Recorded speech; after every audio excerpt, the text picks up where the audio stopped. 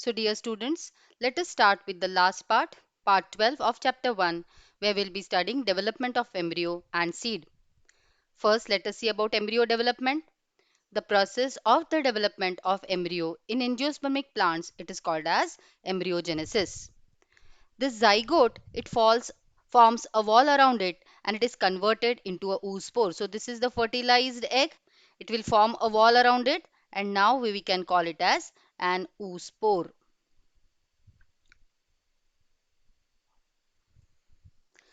The oospore, it will then transversely divide to form a two-celled stage.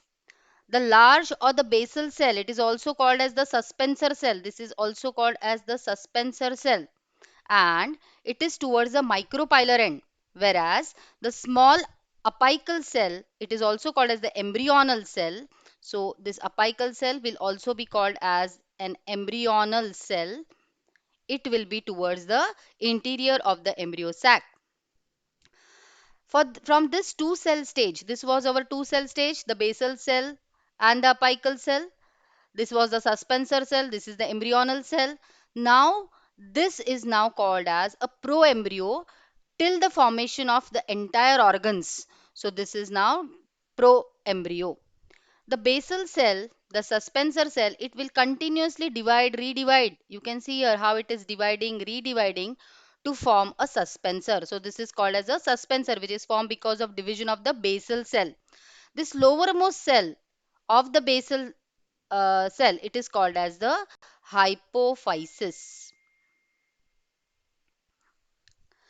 The suspensor, what is the function of the suspensor? It will push the developing embryo deeper into the endosperm so that it can gain proper nutrition.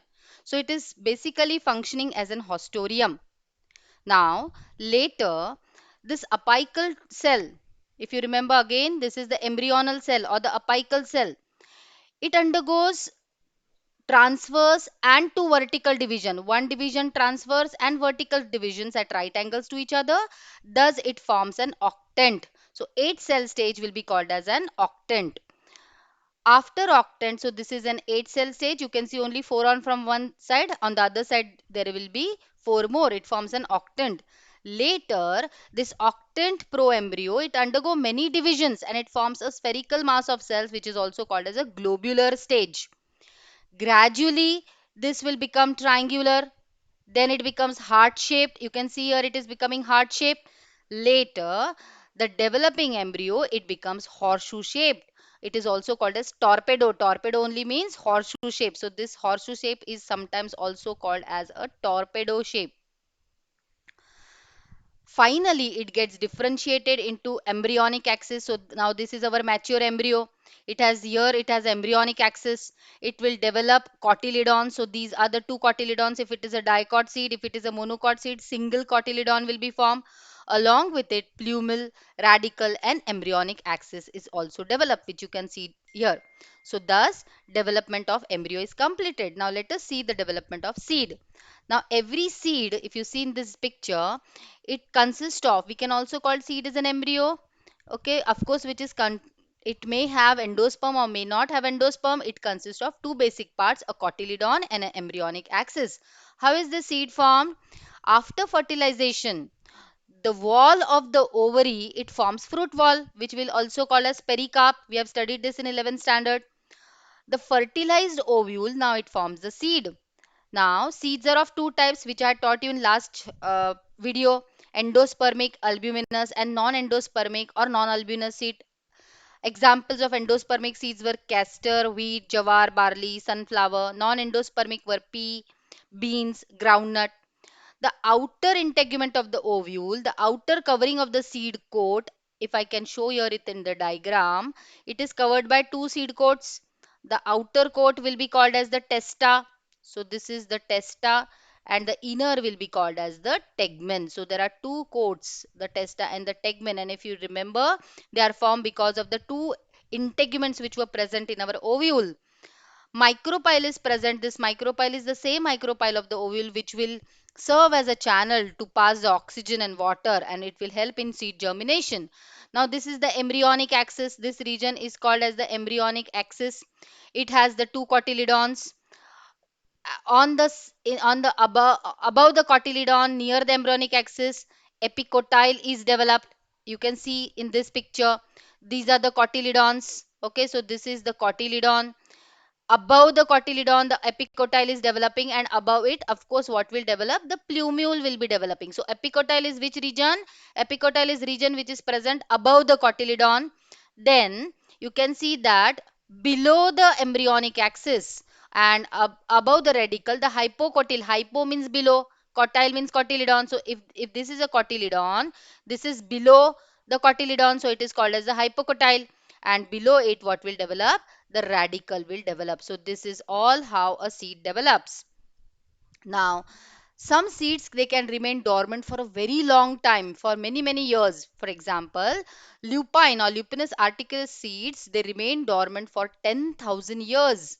One more example is of Phoenix dactylifera, which is a date palm seed which was found at the palace of King Herodes during excavation, was found to be dormant for 2000 years near the Dead Sea.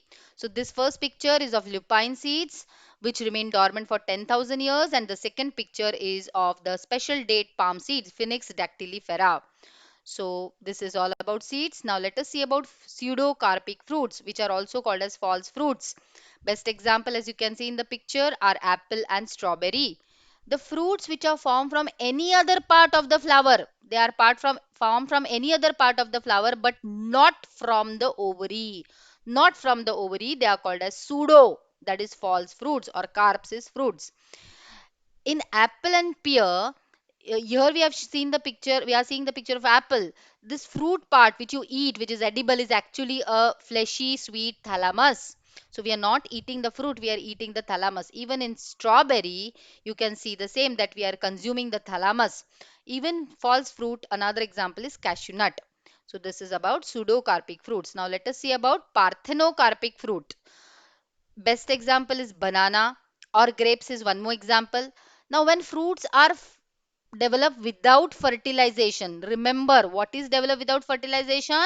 Fruits are developed without fertilization. They are called as parthenocarpic fruits. And as I told you, examples are banana and grapes. So they are usually seedless. Let us see what is apomixis. Apomixis is something different. Here seeds are developed without fertilization. In pseudo in parthenocarpic fruits, fruits were developed. Here in apomixis, seeds are developed without fertilization, and they are called as apomictic seeds. It is usually found in Asteraceae, that is grasses. Okay, here the diploid egg cell without division itself only develops into an embryo without fertilization, without undergoing meiosis. Apomixes can be very beneficial to farmers to produce exact copies of hybrid varieties, because you have studied, you know about Mendelism. If suppose the hybrid variety of seeds, good quality of seeds available in the market are allowed to undergo self-fertilization, the variety, the quality may change, and farmers have to buy again and again new seeds of the hybrid variety. So it is very expensive. But if it is possible to produce the hybrid seeds apomictically, then definitely it will be beneficial for the farmers.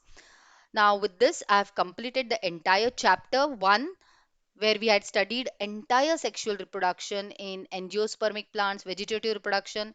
Now after this, I'm going to start with a new chapter, that is inheritance and variation. Thank you.